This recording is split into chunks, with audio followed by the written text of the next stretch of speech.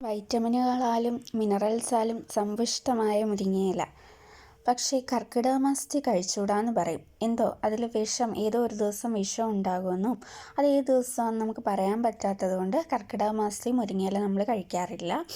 അതുപോലെ തന്നെ മുരിങ്ങയില പിന്നെ സന്ധ്യ കഴിഞ്ഞാൽ കഴിച്ചുകൂടാന്നാണ് പറയുന്നത്.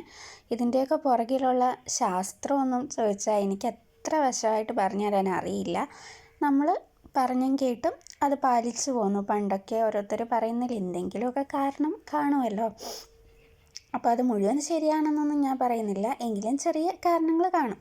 അപ്പോൾ ഇന്ന് നമുക്ക് കഴിക്കാൻ മുരിങ്ങയില കറിയാണ്. മുരിങ്ങയിലയും പരിപ്പും ഒക്കെ ഒഴിച്ചിട്ടുള്ള കറി അടിപൊളിയാണ്. എനിക്കത് ഭയങ്കര ഇഷ്ടമാണ്.